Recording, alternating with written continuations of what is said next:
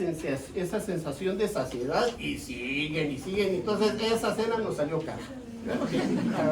Chica, de haber salido, te traigo los chocolates y no te invito a comer. Y por otro lado, da sensación de placer. Por eso la mayoría, por supuesto hay excepciones, siente placer al comer. Entonces, cuando las lleven a cenar o los lleven a cenar o a almorzar, a desayunar o en el orden que quieran, cena y después desayuno, como sea, pues entonces van a sentir ese placer de haber comido. Ay, y según él el placer es porque estuvo con el fulano. No, fue porque comieron. Pero entonces, si sabe que la serotonina las va a poner o los va a poner contentos, entonces aguas porque ahí va mala intención también, ¿verdad? Porque además la serotonina estimula sexualmente. Entonces, postre ya no, gracias, porque si no se me ve la serotonina. Bien. Entonces, estas hormonas, les decía, la LH hacía dos cosas importantes. Una, que ocurra la ovulación, y otra, hacer que los restos del folículo se conviertan en cuerpo amarillo y empiece a secretarse la progesterona. Pero entonces, ¿cómo hace esta LH para que ocurra la ovulación? Fíjense que tienen que ocurrir dos cosas simultáneamente. Por supuesto, destrabar a ese ovocito que estaba detenido en profase, en diplotene, porque alrededor de 1 hora y media, 2 horas antes de que ocurra la ovulación, ese ovocito detenido en diplotene se va a destrabar de diplotene, va a terminar su primera división meiótica y va a quedar el primer cuerpo polar y el ovocito, ¿sí? Entonces, pero eso tiene que ocurrir antes de que ocurra la ovulación. Entonces, si les estoy diciendo que esta hormona luteinizante induce a la ovulación, veamos cómo es que funciona esta LH. Bien, lo primero va a hacer que aumenta la permeabilidad de esta capa que tenemos acá y hace que plasma sanguíneo pueda pasar aquí, y eso es lo que está haciendo que este folículo incremente su cantidad de líquido folicular. Y ya vimos que es bien importante este fluido folicular para que pueda salir a presión el ovocito. Bien, entonces, a esto, este edema, este hinchamiento es provocada por esta LH. Estas células van a secretar un plasminógeno. Todo lo que vean ustedes con esta terminación ógeno es que es una molécula que es un precursor que se va a convertir en algo más.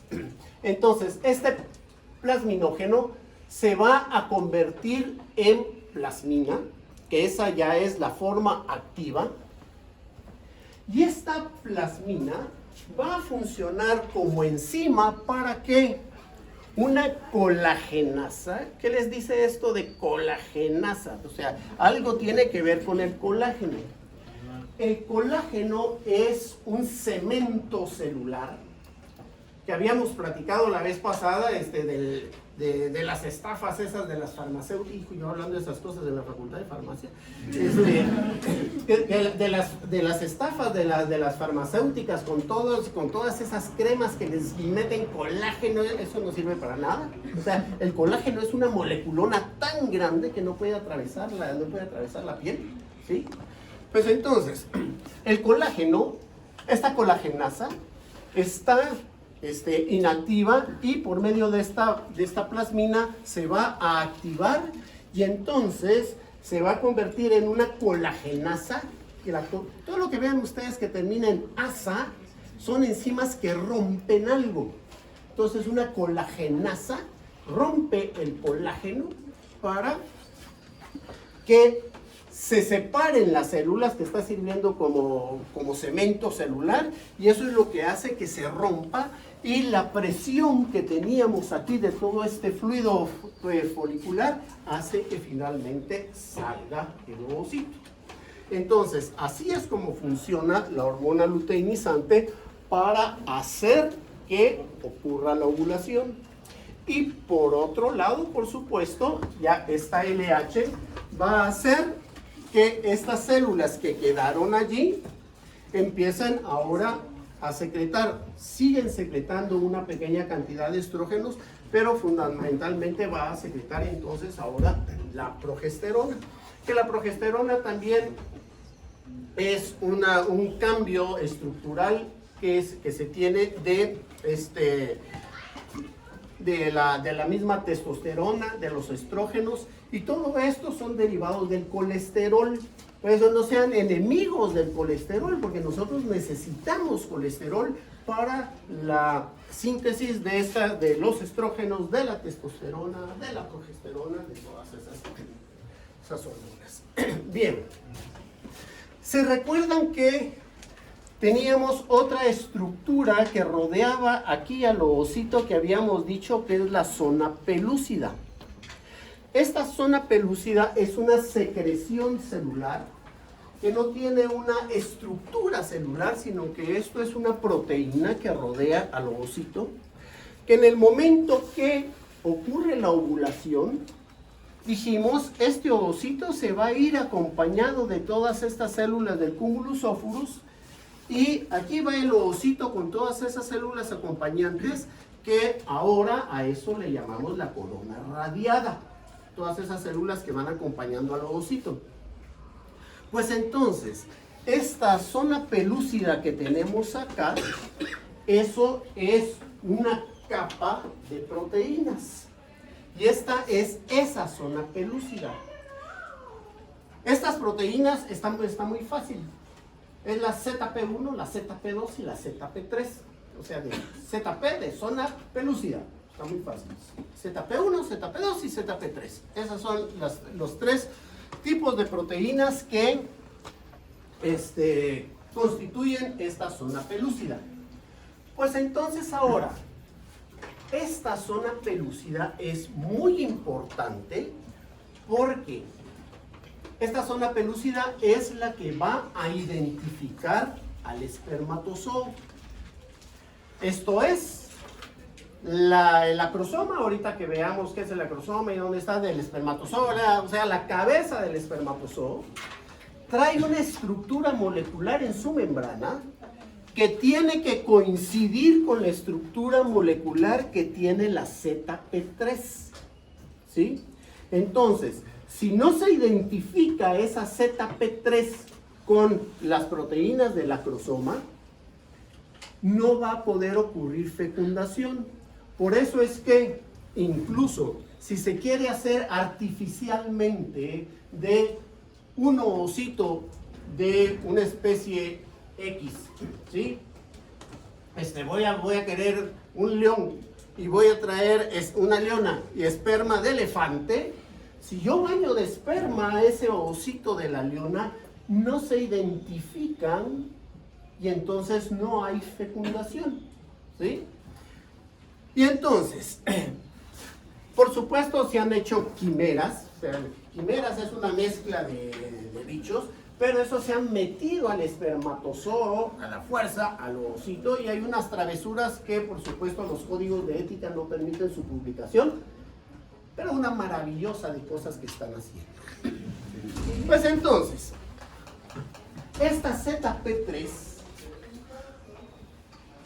identifica a ese espermatozoo, pero una vez pasa el espermatozoo, la ZP3 cambia su estructura molecular de tal suerte que si viene otro espermatozoo, ya le cambiaron el registro a la chapa, ¿sí? Entonces esto es como que viene la llave, es el espermatozoo, y la chapa es esta ZP3, pero una vez entró un espermatozoo, se le cambia el registro a esa chapa y viene otro espermatozoide con la misma llave, ya no puede pasar, porque el proceso de la fecundación va a hacer que cambie esta estructura de la ZP3 y después vamos a ver cómo cambian estas otras estructuras cuando veamos el proceso de fecundación. Pero entonces vemos lo importante que es esta ZP3, esta zona pelúcida en general. Uno, identifica el espermatozoo, para que solo espermatozoos de la misma especie puedan fecundar. Y por otro lado, asegura que no haya polispermia. Esto es, que varios espermatozoos puedan entrar. Que de todos modos, si entran dos, o sea, eso sería una dispermia, o más espermatozoos, eso sería una polispermia, el balance cromosomal allí es tan irregular que eso no tiene forma de subsistir, ¿sí? O sea, lo que se ha hecho artificialmente metiendo varios espermatozoos, eso se muere prácticamente en la segunda o tercera división, entonces eso no vive. Estamos claros que las trisomías, esto es que haya 3 cromosomas, tenemos 23 cromosomas, ¿verdad? Tenemos 23 cromosomas y hay algunas trisomías que son compatibles con la vida.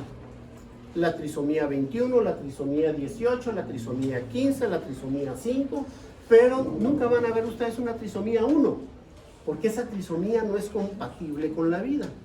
¿Sí? Nunca van a ver ustedes una trisomía 4, esa no es compatible con la vida. Entonces, si tengo una trisomía completa, pues eso se va a morir rapidísimo. Dígame usted. ¿Qué pasa con los gemelos?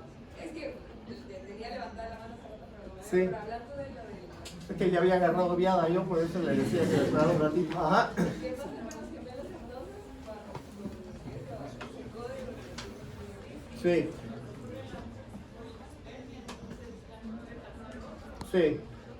Sí, o sea, si entran dos espermatozoides, ahí no hay nada que hacer. Eso se muere en horas.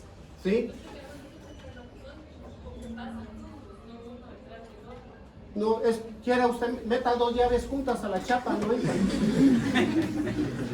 Sí, o sea, no entran en la estructura molecular de la zona pelúcida. ¿Sí? O sea, se sabe qué pasa con la polispermia porque se hace artificialmente, o sea, a nivel de laboratorio, de meter los espermatozoos. ¿Sí? Entonces se sabe qué es lo que pasa, y lo que pasa es que eso se muere rapidísimo. Y entonces, con lo que me decían de los embarazos múltiples, hay 2 formas en las cuales ocurren estos embarazos múltiples. Una por sobreovulación, en donde salen 2 ovocitos, ¿sí? Y ese es un embarazo múltiple disigótico, o sea, porque es de cigotos distintos. Y entonces, en este caso, van a salir 2 ovocitos con sus características genéticas de esos ovocitos, y cada espermatozoo va a fecundar, pero ahí un espermatozoo fecunda uno y otro espermatozoo fecunda el otro, y el producto de este embarazo, esos hermanos pueden ser tan distintos como cualquiera de sus hermanos. Lo único es que se pasaron ahí en el útero buena onda, platicando antes de que... ¿sí? ¿Sí? Pero entonces, estos incluso pueden ser de sexos distintos, porque dependiendo del espermatozoide que hay entrando, este puede ser uno y este va a ser el otro, ¿sí? Y la otra forma es el embarazo múltiple monocigótico. Esto es, entró un espermatozoide, fecundó, y en el camino, cuando va por la trompa de falopio, la mórula se parte en 2, y cada uno de estos va a formar un muchachito, ¿sí? Pero en estos casos van a ser idénticos, porque tienen las mismas calidades genéticas, porque fueron fecundados por el mismo espermatozoide y es el mismo ovocito, ¿sí? Y entonces ya esto puede partirse, por supuesto es excepcional ya que eso se parta en 3, ¿sí? Y los embarazos excepcionales que ha habido, porque parecen gatitos, ¿eh? La marimba de los puntos, eso generalmente ha sido a consecuencia de embarazos artificiales, en donde les comentaba en una oportunidad, en donde se hace la inseminación in vitro y se tienen allí, pues ahora ya se fecundan menos, entonces se hace sobreovular a la madre, se le sacan todos esos ovocitos, se inseminan y luego ahora le vamos a meter 5, ¿sí? Pero entonces, si yo les decía, si yo les estoy cobrando 50,000 pesos por que tenga un niño, porque no pudo de la forma natural, ¿sí? Pues entonces, cada embarazo extra disminuye la probabilidad de éxito de los otros. Entonces, la técnica obliga a vaciar si hubo más de una implantación. Y eso aquí, en nuestro medio, pues ya no hay forma legal de producir un aborto. Entonces, eso obliga al aborto. Pero entonces, ha habido gente que se le advierte que el proceso implica la extracción de todos los otros extranumerarios. Pero casos extraordinarios en donde pues la doña ya no llegó a que le sacaran todos los demás. Y ahí está, ¿sí? Con sus 3, 4 y 5 muchachitos simultáneos. ¿Sí? ¿Sí?